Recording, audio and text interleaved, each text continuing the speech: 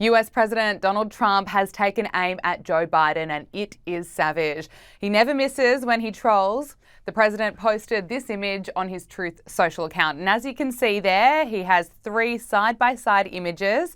His first official portrait from his first term, a picture of Joe Biden's Autopen, and then finally his official portrait for his second term. And this is, of course, to highlight the controversy surrounding Joe Biden's alleged Autopen signatures during his presidency. It comes after a report which was published by an arm of the Heritage Foundation revealed the majority of official documents signed by Joe Biden allegedly used the same Autopen signature, which has reinvigorated concerns around Joe Biden's mental decline and if he was really the one calling the shots.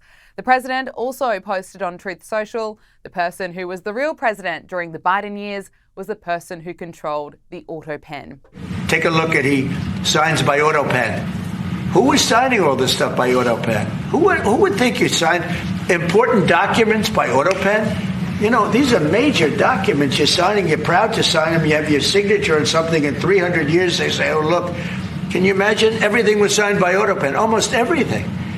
Nobody's ever heard of such a thing. So should have never happened. People on social media are reacting to Donald Trump's post and sharing their own versions, including pictures of Joe Biden asleep at the beach, pictures of Hunter Biden, and are labelling Joe Biden the Autopen president. Now, it comes as the Democrats continue to lose support. 2 new polls out today show that the party has hit historic new lows in approval ratings nationwide. Just 27% of Americans say they like the job the Democrats are doing, according to an NBC News poll. And a CNN poll put favourability at just 29%. But some Democrats are already making early moves in the next race to the White House. Joining us now is Washington, D.C. correspondent at Unheard, Emily Jashinsky. Emily, so good to speak to you again. California Governor Gavin Newsom, he clearly wants to be president. He's launched this new podcast, This is Gavin Newsom. And during his interview with conservative and founder of Turning Point USA, Charlie Kirk, he was really trying to distance himself from woke issues. And he's now facing backlash from LGBTQI+ groups after admitting that biological men in women's sport, well, it's not that fair after all. What's your take on this? I want to know how it's going to be received, because the right knows that Gavin Newsom is just full of BS and the left are now outraged about his new position on this. What's your take? It's incredibly hard to know what Gavin Newsom actually believes, because the intensity of his position on issue A, or on point A on this issue, to point B on this issue in just a short time is such a dramatic switch. It's not just a matter of saying, well, I've seen some new studies and realized that maybe I was wrong. He's now saying that something the left defended as necessary to prevent bigotry is, quote, deeply unfair. That's what he told Charlie Kirk. We've seen other Democrats try to do the same since the November election, and it really seems like the only thing that changed was the election, which woke them up to sort of the simmering cultural problems Democrats have had with average voters. So I don't know truly what Gavin Newsom actually thinks about this issue, but I do know one thing he thinks about this issue, which is that it's politically toxic for Democrats to continue offending so many average Americans and turning them off by insisting that men and women are biologically interchangeable. And because of that,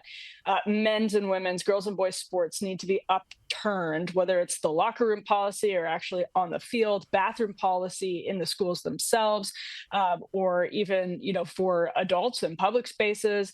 He knows that Democrats have become toxic, and that's about the only thing we can be certain of.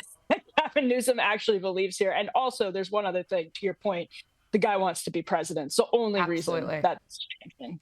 And what do you make of even the fact that he's launching this podcast? I mean, so many residents in California are still suffering after the worst fire disaster the state has ever seen. California is suffering with the problems of homelessness. He's been a leader that has been so pro-DEI projects. So now that he's spending his time launching a podcast, getting someone like Charlie Kirk on, are people going to buy it? Are they going to listen to him and think, okay, that's what a strong leader is, that he's spending his time trying to reach more people through podcasting? Yeah, I hate to say it. I think the podcast decision on his behalf was smart. Like the medium or the vehicle for speaking to people is smart, but I think he's doing it for all of the wrong reasons, which Mm. are to sort of persuade people that he is, and this is what we've seen Democrats try to do since the November election, relatable, that he is authentic, that he can just speak off the cuff with other guys like Charlie Kirk, and he can riff on transports, and he can talk about alleged book bans, and he can do all of it off the cuff without a teleprompter, without being scripted. That's what he's trying to prove by moving to the podcast format. That way, he gets clips into the news cycle's bloodstream on social media, Instagram, TikTok, X. But Gavin Newsom wants to be someone who can persuade voters. He's authentic and just easy to talk to, someone you'd want to get a beer with. I don't know that he actually is. I think that's going to be the biggest problem for him with this podcast is he is an enormously wealthy man who is now also trying to sing a different tune. And that's going to rub people as inauthentic. And that's basically been the response that he's gotten in the last couple of days. So, I mean, I think politically what he's saying about some of these cultural issues is a sign that the Democratic Party is starting to wake up.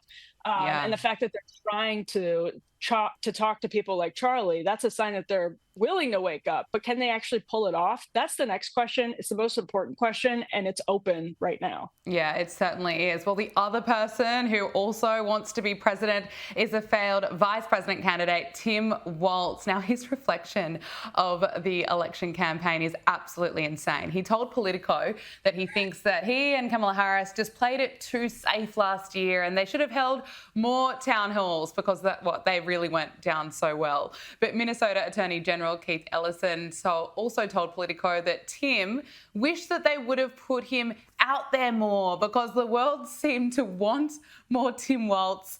And there were times when I wish they could have gotten more of Tim Walz. I mean, I don't even know how to say that with a straight face. It's absolutely ridiculous. What are Tim Walz's chances here? I mean, remember when ahead of the election, he was playing video games on a Twitch stream with Alexandria Ocasio-Cortez. They weren't exactly keeping Tim Walz bottled up, but I haven't seen a lot of people connecting the two dots here, which is one, Tim Walz saying that they were too risk averse, they played it too safe, and B, Tim Walz particularly complaining to people in power broker Democratic circles that he wasn't used enough, that he was underutilized. Well, they were actually pretty concerned, it appears, that Tim Walz, left to his own devices, would be a little bit unhinged. He would not be good for the ticket. And I think Walz is resentful of that.